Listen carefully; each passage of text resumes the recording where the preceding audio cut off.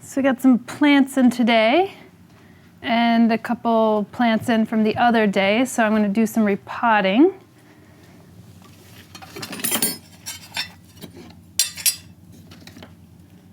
Just going to grab some of my gear. Did I drop something?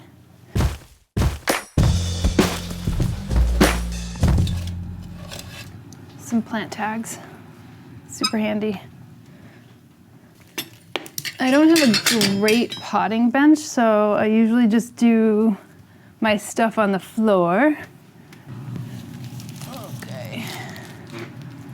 This is an awesome plant called Thaumatophyllum spruceanum. It was called Philodendron goeldii, which I also like the scientific name of, but recently got put into a new genus called Thaumatophyllum. Really love the shape of the leaves. I'm actually not sure how large the roots are of this one, so we're gonna open it up and check it out.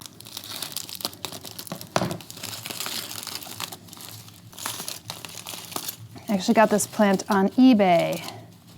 I'm just like looking at the root structure to see how large it is so that I could see what type of pot to put it in. This will need a larger pot. It's like 6 inches. Some of these roots seem a little dead at the end, so I'll probably end up cutting off some of them. So I'll reach over here. You can see that this root is a little dead. And you could cut off some of the dead ends here. Just like that. This one looks pretty good. And these look pretty good too. This is nice, this nice little fleshy root. Nice color. Some of this stuff you could remove. This one looks a little dead. Anything brown and wilty could be removed. The root is pretty resilient and it'll grow back pretty quickly if you take good care of the plant and give it the right conditions. So I'm gonna try to go out and find the right kind of pot for this. I'm gonna stand it up here for now. Okay, in the hallway, I usually have a series of pots. These have all been used before and I try to give them a decent clean. So I'll just try to find one that is a good size. This one could be good because it's nice and long and thin. This one might be a little bit too big. Let's see, and I should have a basin here. So all my pots, again, these have all been used, but you just like to clean them out to a certain extent. They're not like perfectly clean, but I always just get like hot water and like hot soapy water, and I usually give it a good scrub down with a hard bristle brush.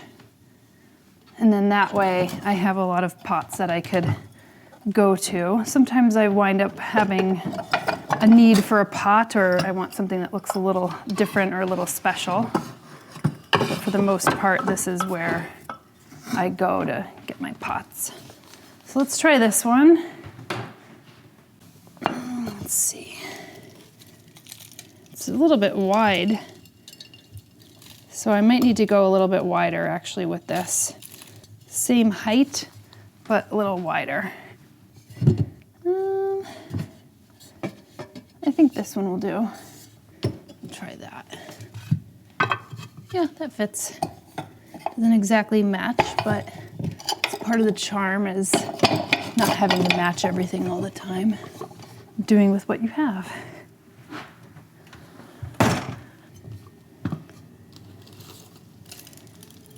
Yeah, this will have a roomier feel. It'll be still kind of tight, but we'll try to get the roots growing downwards.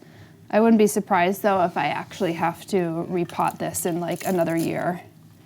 But some philodendrons actually, or even though this is not a philodendron, it's an aroid, they don't mind being a little bit more bound, root bound. So I have some soil here.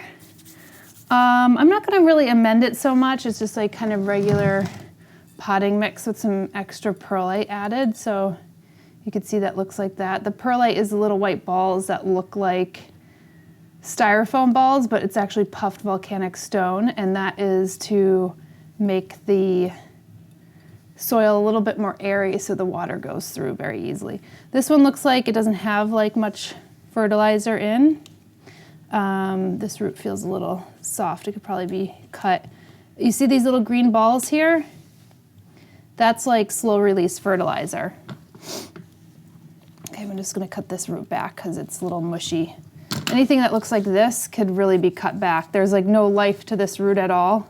If I open it up, it looks like it's just decaying. So all that stuff will never become a good root again.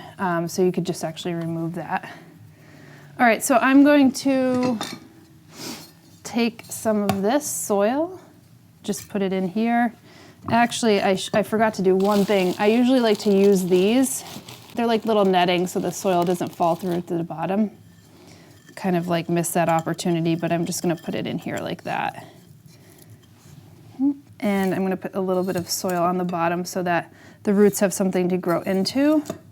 And then I'm gonna grab this plant. It's a pretty sturdy plant, so I don't have any qualms about breaking anything.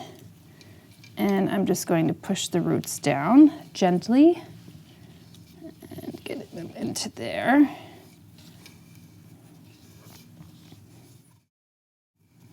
Have them grow down like this.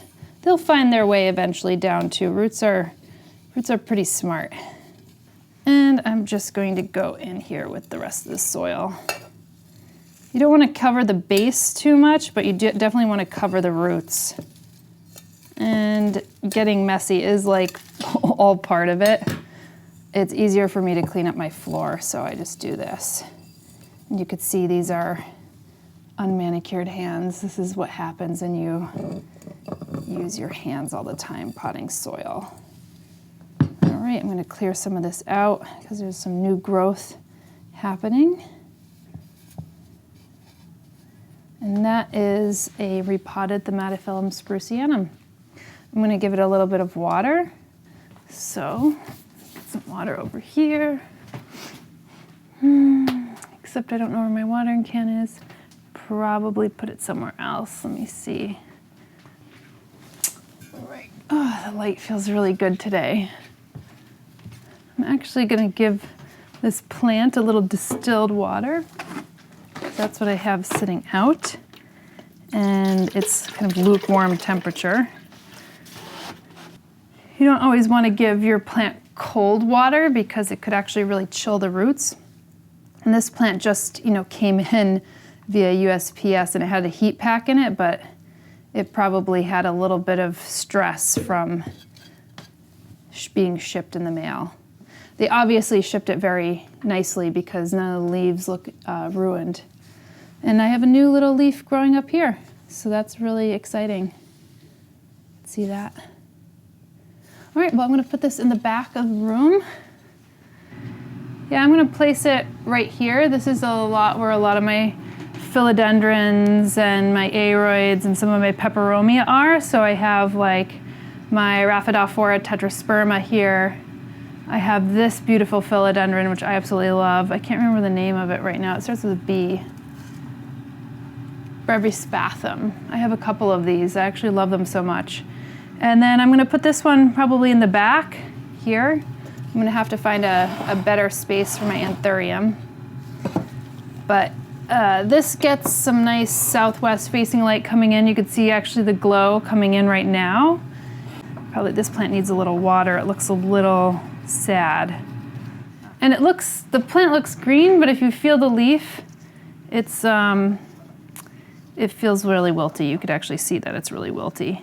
So this one is this one. It's my Florida Alba Beauty. I'm just going to give it a good dousing. I'll give this one a good dousing too.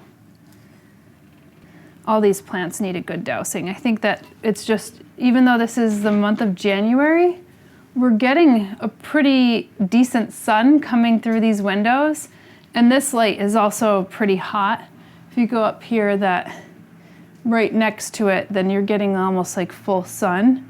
This is already probably medium light, but still it's on for at least 12 hours a day. So these plants are getting plenty of light in the winter months. But this looks great. Hopefully it doesn't get too big that I won't be able to like work on my desk. But this is gorgeous.